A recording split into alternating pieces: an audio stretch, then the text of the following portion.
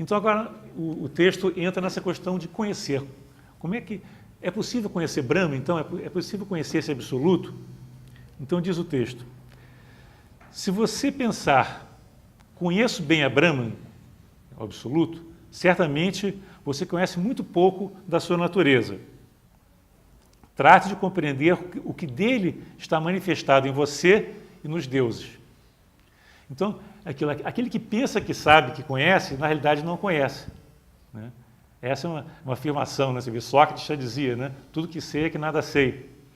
Então, aquele que se acha um grande doutor, um grande conhecedor da realidade, ele está redondamente enganado, porque ele conhece apenas aquilo que é fruto da sua atividade mental, aquilo que ele percebeu e experimentou pelos sentidos. Então, o verdadeiro sábio, ele não afirma que sabe. E ele sabe que existe uma diferença muito grande entre uma teoria e uma vivência. Um intelectual, uma pessoa muito estudada, um grande doutor, erudito, ele tem muito conteúdo mental, ele acumulou muito conhecimento, né?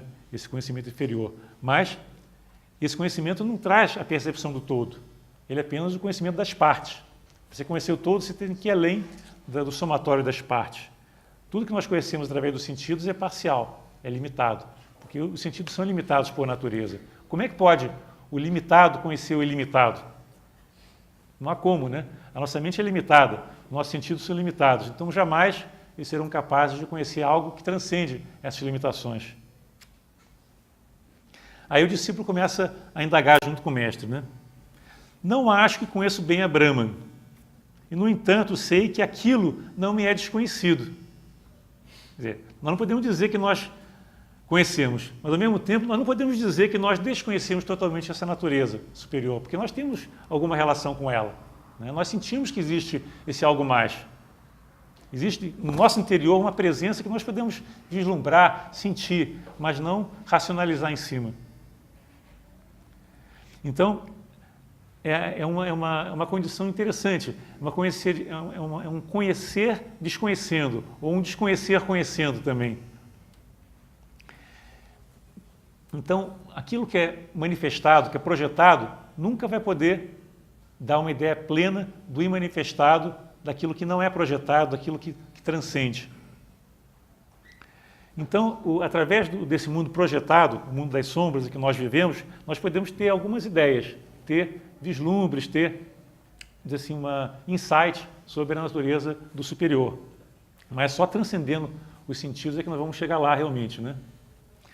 Então, o Rohit Mehta, que é um grande pensador teosófico, né, que escreveu muitos livros teosóficos, muitas traduções também de textos sânscritos, ele é indiano, né? Ele escreveu uma frase muito interessante: saber o que o conhecimento explica e conhecer também o que ele não explica, este é o mais alto estado que a mente pode atingir. Eu vou repetir essa frase, que é uma frase muito interessante. Saber o que o conhecimento explica e conhecer também o que ele não explica, este é o mais alto estado que a mente pode atingir. Mostra as limitações do conhecimento positivo da mente. E continua ele: ter na mente a coexistência do saber e do não saber é levar a consciência ao mais alto estado da receptividade. Você vê que nós temos que ficar naquele limiar, né, entre o saber e o não saber. Você não pode afirmar nem que sabe, nem que não sabe. E tem que ter a coexistência, como diz o Rohit Mehta, né, entre o saber e o não saber. E para isso nós temos que transcender a própria noção do conhecedor. O Krishnamurti fala muito nisso, né? Nós normalmente colocamos de um lado o conhecedor e no outro o objeto a ser conhecido. E entre o objeto e o conhecedor existe uma distância. Você, para conhecer alguma coisa sobre aquele objeto, sobre aquela pessoa, você tem um tempo para estudá-lo, para pesquisá-lo, né? E um espaço entre você e o objeto do conhecimento. Agora, existe uma outra modalidade de conhecimento, que esse é o conhecimento superior, que transcende o espaço e o tempo. Você não precisa de um tempo para conhecê-lo. Você conhece no aqui e no agora, por identidade. Você não precisa de um espaço para chegar até o objeto do conhecimento, porque você e ele já são uma coisa só, né? Então, nós temos que romper essa dualidade. conhecedor e coisa conhecido, observador e coisa observada. Só quando há assim, esse estado de identidade, de transcendência da mente, que é possível chegar a essa percepção. Então, para que isso seja possível, a mente tem que se aquietar. A mente, enquanto ela está ativa, ela só conhece a luz em função da sombra, ela só conhece o positivo em função do negativo, porque ela trabalha sempre em dualidade. E essa dualidade nunca vai permitir um vislumbre do que está além da dualidade, né? Aquele que não o tem no pensamento pode concebê-lo. Aquele que o tem no pensamento não o conhece. Ele é desconhecido daqueles que buscam conhecê-lo pelo raciocínio. Ele é discernido por aqueles que não procuram conhecê-lo pelo raciocínio. Então, mais uma vez, essa ideia que, através do raciocínio, você nunca vai conhecer a natureza de Brahman, a natureza do Absoluto, pela total incompatibilidade entre os métodos do raciocínio, que é um trabalho analítico, né? A mente sempre trabalha em dualidade, pela análise, pela comparação. Então, ela não é capaz de conhecer o Absoluto, né? Então, aquele que o tem no pensamento, e o pensamento é sempre dual, é sempre analítico, né? Não é capaz de conhecê-lo. Pode ter uma descrição, né? Como existem diversas descrições nos vários livros sagrados, nas cartilhas, etc., do que é Deus, do que é Brahman, do que é Alá. São descrições apenas, mas não são a realidade em si. Qualquer descrição é apenas palavras, não é a realidade. A realidade sempre transcende a palavra, sempre transcende a formulação. É que nem a diferença entre o mapa e o território. Como dizia Korbinski, né? Ele dizia, o mapa não é o território. Se você tem um mapa, não quer dizer que você conheça o território. O mapa apenas indica o que existe no território. Ele é apenas uma planta que está dando uma ideia das dimensões, das relações, mas a realidade em si é outra. Você olhando o mapa, você não conhece o território. Você tem uma projeção ali do território no mapa, né? Uma representação, mas a representação não é a coisa em si. A descrição não é o descrito. Isso, às vezes, as pessoas tomam a descrição pelo descrito, e esse é o nosso grande problema. O dedo pode apontar para a Lua, mas se você ficar preso no dedo, você nunca vai chegar na Lua, né? Você tem que transcender o dedo para poder chegar na Lua e ver a Lua. Então, é essa o grande desafio. Você pode usar os livros sagrados, pode usar, inclusive, os próprios Upanishads, são livros inspirados, né? Mas você não pode ficar preso à descrição, às palavras. Tem que ler nas entrelinhas, tem que transcender a forma, tem que transcender aquilo que é da natureza material e mesmo aquilo que é da natureza mental para conseguir chegar à realidade em si. Agora, é interessante que esse não conhecimento, né, ou seja, o conhecimento não discursivo, que pode ser chamado de não conhecimento, ele não é inércia.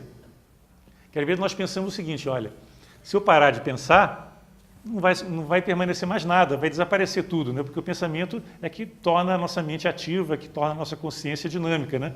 Então, para muitos, deixar a mente quieta parece a aniquilação total, né? Esse não pensar, esse não conhecer intelectual, para muitas pessoas parece uma coisa muito estranha, porque nós estamos tão habituados a associar o pensamento com a nossa natureza, com o nosso ser, que dizer, você tem que parar de pensar para conhecer a realidade última, é um desafio assim até chocante, né? Mas existe essa possibilidade de você aquietar de tal forma a mente, né, em que ela não mais interfira na sua percepção. E aí surge uma outra dimensão de percepção. Existe uma imagem muito bonita que eu gosto de utilizar. Vocês imaginam um lago.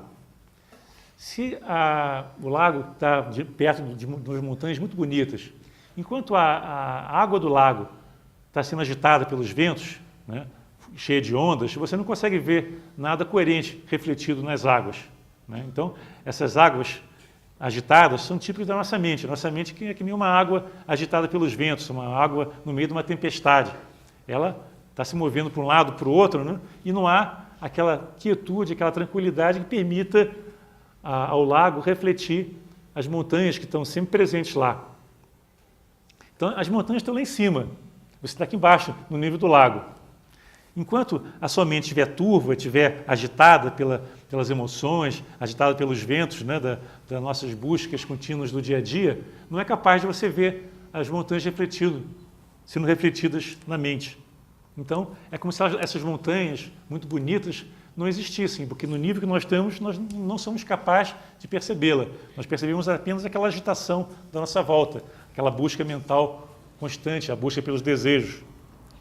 Se no momento que seja você consegue trazer a mente a um estado de quietude, de tranquilidade, para isso a meditação é uma ferramenta muito poderosa, quando o lago se torna completamente tranquilo, a mente se aquieta, então é possível aquelas lindas montanhas se refletirem no lago. E aí você consegue perceber as montanhas porque a mente se aquietou. Então, essa é a ideia. A luz divina está sempre presente. Essa energia superior está sempre presente. O conhecimento superior, a sabedoria divina está sempre lá. Só que a nossa mente, por estar agitada, não consegue percebê-la. E essa agitação é uma coisa que é contínua na nossa vida. Quando nós estamos assim, sem nada para pensar, nós buscamos alguma coisa para ocupar a mente, porque para nós é um pensamento estranho deixar a mente parada, deixar a mente quieta. A própria mente, o nosso corpo, resiste a essa estabilidade, essa quietude, porque nós nos habituamos a estar sempre buscando alguma coisa, sempre procurando alguma coisa do lado de fora. Então, o lado interno, nosso o lado mais rico, é esquecido, é colocado de lado, o que é lamentável, né? Porque o nosso lado maior, o nosso lado mais belo, mais luminoso, é o lado interno. Mas nós não deixamos nem um tempinho para ele. Toda a nossa vida está voltada para fora. Nós damos total atenção para a vida dos sentidos, para a vida dos desejos, e deixamos de lado aquilo que é o que há de mais precioso, é a joia que está dentro de nós, que pode ser percebida, mas que nós deixamos de lado, nós não damos oportunidade que ela se manifeste. É uma pena, né? Porque é uma coisa tão linda que nós temos dentro de nós e nós não usamos essa beleza interior. Está sempre acessível, bastando que nós aquietemos a nossa parte inferior para que ela se manifeste, para que ela possa ser percebida. Então nós precisamos desenvolver essa sensibilidade com uma sensibilidade nova, a sensibilidade para o superior, a capacidade de aquietar o nosso corpo, aquietar as nossas emoções, aquietar a nossa mente para que algo novo possa surgir, para que uma verdadeira inteligência possa guiar a nossa mente, para que a nossa mente possa ser iluminada não pela luz externa, mas pela luz interna, pela luz de Budi, como dizem os místicos, né? Budi quer dizer luz, né? Tanto que o Buda foi aquele que se iluminou, aquele que atingiu a iluminação, a luz búdica. Budi também tem a ver com despertar. Então nós temos que despertar para essa realidade superior, essa realidade bela, luminosa. Diz, inclusive, no Bhagavad Gita, está dito que aquele que é um sábio, aquele que é uma pessoa que já desenvolveu essa capacidade de ir além da mente, né? Ele, quando está no mundo convencional, que é o mundo de luz para as pessoas comuns, ele vê trevas. E no mundo em que, para as pessoas comuns, há trevas, ele vê luz, porque ele está voltado para dentro, para um mundo de muito mais luminosidade. As pessoas comuns não conseguem perceber esse mundo, porque não sintonizaram ainda esse outro nível de ser. E a nossa consciência só consegue perceber aquilo com o qual ela está identificada. Se ela está identificada com o mundo externo, ela só percebe o mundo externo. Na medida que a consciência se identifica com a sua natureza superior, ela passa a focar essa natureza e é capaz de gradualmente perceber essa natureza superior. E isso traz uma luz para a nossa vida que é uma coisa fantástica, né? Então, você olhar o mundo à luz do divino é muito mais poderoso que olhar o mundo à luz dessa luz externa, essa luz que é de terceiros, vamos dizer assim, que não é a nossa própria luz. Você tentar conhecer o mundo à luz do guru, à luz das escrituras, à luz dos instrutores é uma coisa. Você conhecer o mundo à luz da sua verdadeira natureza, a luz de Budi, que já está sempre presente, que é a sua luz verdadeira, isso te dá uma amplitude muito maior. E quando você está iluminado por essa luz, nada pode impedir a sua percepção. Não há engano, porque aí você está percebendo a realidade em si. Não é uma realidade de fora, não é uma realidade que alguém contou para você, é a própria realidade. Então, continua o texto. Brahman é conhecido no êxtase de um despertar que abre a porta da imortalidade, da vida eterna. Olha que linda essa frase. Brahman é conhecido no êxtase de um despertar que abre a porta da imortalidade e da vida eterna.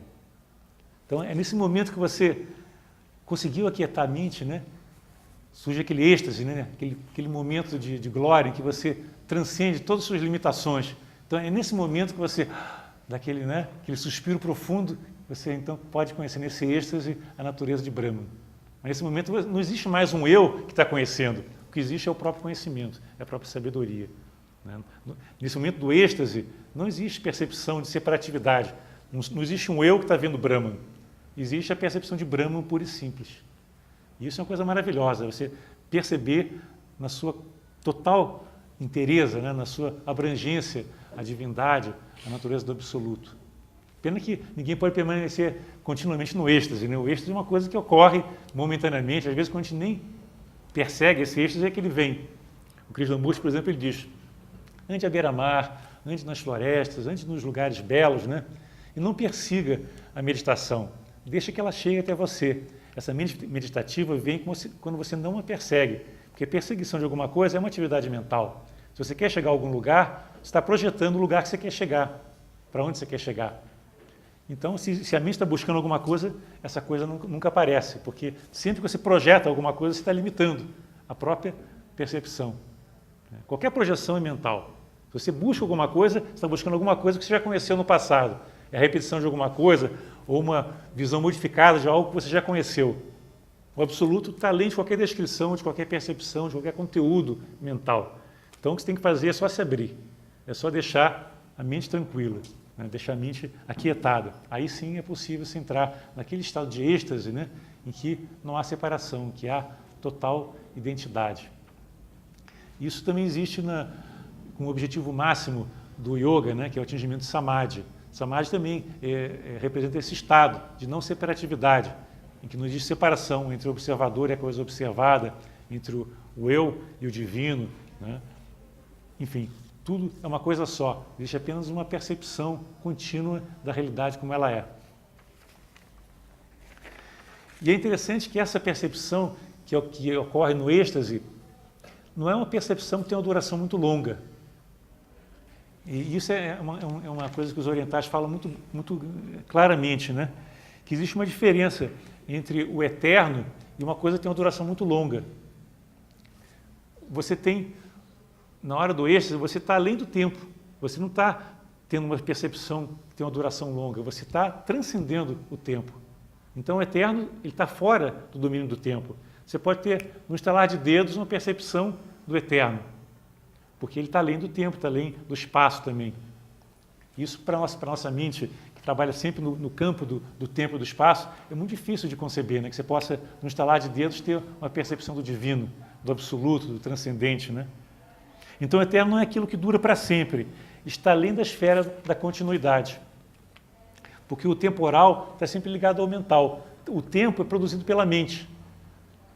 O tempo é uma característica do trabalho mental. Ele só existe enquanto há uma consciência pensante. Na hora que você para a mente, o tempo não existe. O que existe é a percepção do todo, é o êxtase. Se este conhecimento, o conhecimento do Supremo, é obtido aqui embaixo, ele pode ser de grande valia. Se você, enquanto estiver aqui nessa vida, manifestado, encarnado, né, você consegue captar alguma coisa dessas verdades superiores, ela tem grande valor. Agora, se você perder a oportunidade de vivenciar essa vida aqui para daí conseguir chegar ao transcendente, é uma pena, né? Ou seja, nós estamos aqui com uma oportunidade muito grande de transcendermos a nossa própria limitação. Se nós não usarmos a nossa oportunidade, é como diz o texto, a grande é a perdição, porque você desperdiçou uma oportunidade. A vida é um livro aberto. Nós podemos aprender ou não. Ou nós crescemos espiritualmente ou nós marcamos passo, né? Então, se nós não usarmos essa nossa capacidade de transcender as nossas limitações, nós estamos aqui à toa. Nós estamos desperdiçando uma oportunidade maravilhosa de conhecer o que há de mais elevado e mais puro da nossa natureza. Então, o que os Upanishads dizem é que é possível você transcender esse superficial e, além da superfície, mergulhar mais profundo. E esse mergulho vai te trazer percepções e experiências maravilhosas. Experiências que vão fazer com que aquelas experiências que você considerava interessantes passem a ser de pouca valia, porque é uma experiência tão mais elevada, tão mais luminosa, que tudo que você conheceu à luz, baseado na luz externa, tem pouco valor. Porque essa essa nossa vida de projeção, essa vida baseada na sombra, é uma vida irreal, né? Porque é uma vida que está sempre mudando. Ora nós somos jogados para um lado, ora nós somos jogados para o outro, sofremos sem entender muito bem o que nós estamos sofrendo, passamos por diversas dificuldades, tudo parece muito sem sentido na nossa vida, a não ser que haja uma razão de ser para essa existência, né? Se todo esse sofrimento é inútil, é lamentável. Agora, se você coloca tudo isso aqui como uma oportunidade de crescimento para você galgar a níveis mais elevados, mais sutis de consciência, aí você passa a entender que até o sofrimento pode ser uma ponte. Até uma pedra no caminho pode ser uma maneira de você ir mais alto, né? Em vez de você tropeçar na pedra, você pode pisar na pedra e subir mais um degrau. Essa a diferença de perspectiva entre uma pessoa que tem um vislumbre dessa realidade superior e uma pessoa puramente materialista, né? Que acha que tudo aqui acontece por acaso. Se tudo acontece por acaso, a vida realmente é muito feia, né? Muito sem brilho, muito sem sentido, porque tudo isso aqui um dia vai acabar, um dia vem a morte e acabou tudo, né?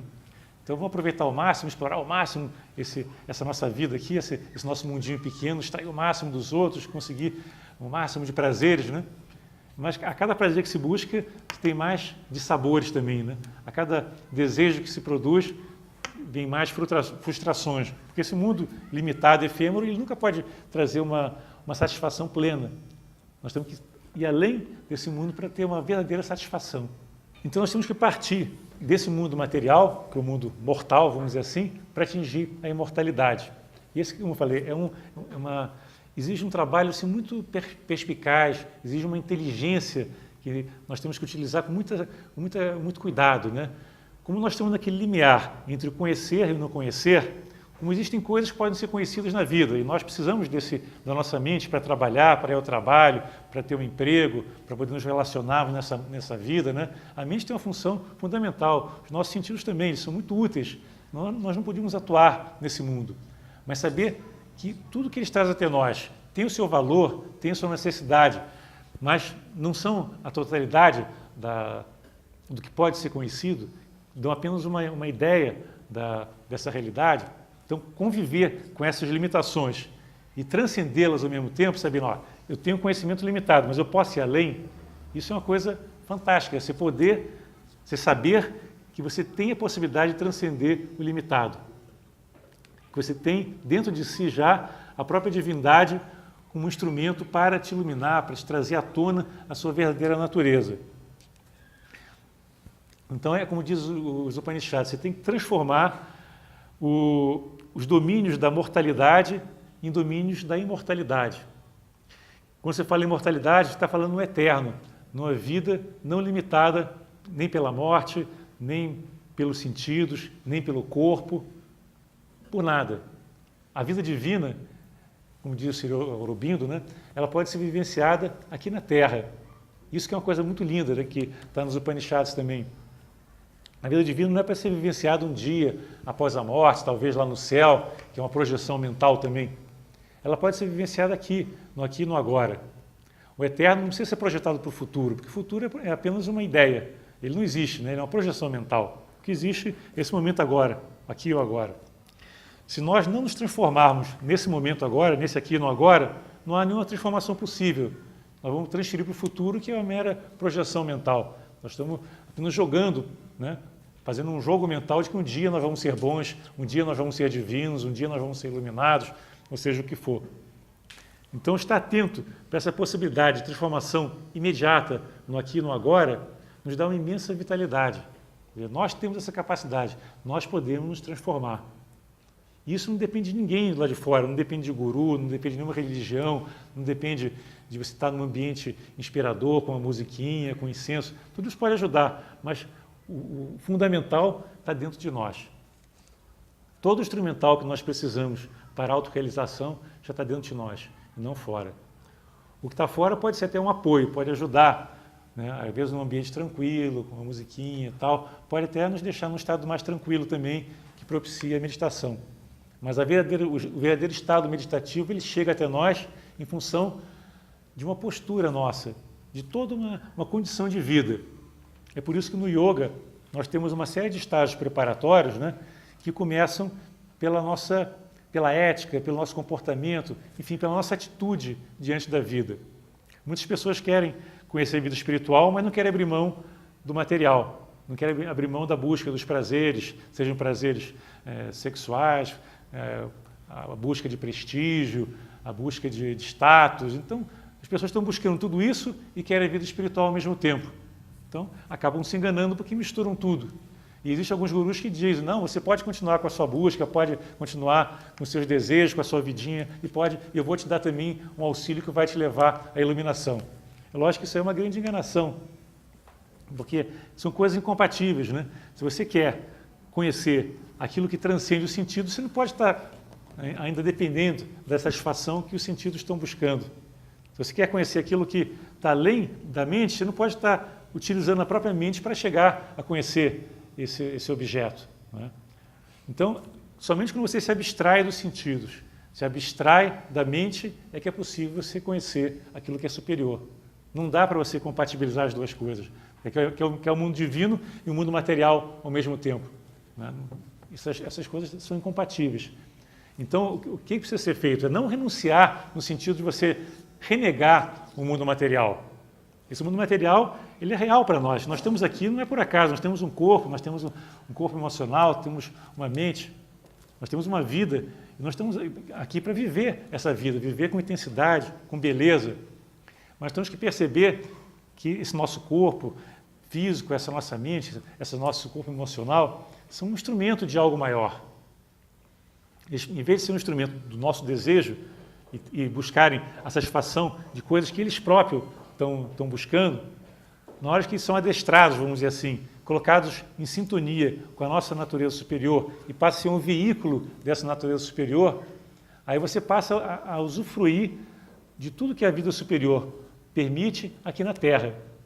Aí você passa a ser o que os indianos chamam de um avatar. É uma pessoa que já sintonizou a tal ponto a sua natureza superior que passa a ser um canal dessa vida divina aqui na Terra. E isso é uma coisa maravilhosa, você poder exercitar uma função divina aqui na Terra, não existe nenhuma missão mais elevada do que essa. Enquanto nós estamos presos às nossas vontades egoísticas, vamos dizer assim, né? A busca de satisfações sensoriais apenas, conduzindo a nossa vida somente pelo nosso eu pessoal limitado, esse nosso ego egoísta, né? Nós temos uma vida muito mesquinha, muito fechada, muito pobre. Quando nós percebemos que todos esses veículos, né, os sentidos, a nossa mente, toda a nossa natureza é apenas um veículo de algo muito mais elevado, algo muito mais belo, e nós sintonizamos os nossos corpos, né, para que seja um veículo do divino, nós estamos então passando a exercer essa função avatárica, né, aqui na Terra. Existe uma imagem muito bonita de uma carruagem que os indianos usam, né, com 3 cavalos. Enquanto esses cavalos, que são o físico, as emoções e a mente, estão desgovernados, a carruagem vai a esmo, né, para um lado e para o outro, e o cocheiro não consegue levar a carruagem para onde ele quer. Agora, se nós conseguimos equilibrar o nosso corpo através da alimentação correta, através de hábitos saudáveis, começamos a trabalhar nossas emoções, a nossa mente, aquietando todo esse processo, né, deixando com que o divino possa penetrar, nós estamos então adestrando esses cavalos para que eles passem a conduzir a carruagem para o sentido que nós queremos. Aí, realmente, a vida divina, o nosso eu verdadeiro, superior, pode atuar no mundo, né, de uma forma objetiva, de uma forma clara, e nós podemos passar a ser um servidor do mundo, um servidor da raça humana. E isso é uma coisa muito linda, você poder ser um servidor, né, poder ser um instrumento do divino aqui na Terra. E todos nós podemos fazer isso, né? Basta que nós passemos o foco da nossa consciência para o divino, em vez de ter o foco para fora, para o mundo material. Todos nós temos essa capacidade. E na medida que nós conseguimos realmente sintonizar esse nosso lado espiritual, nós vamos ver um mundo de luz, um mundo de beleza, um mundo de verdade que nós nem podíamos imaginar que existisse. E aí a nossa vida aqui na Terra passa a ser realmente uma vida divina, uma vida bela. Nós estamos expressando o que há de mais elevado em nós na medida que nós nos relacionamos com o mundo. Nós passamos a ser realmente deuses aqui na Terra.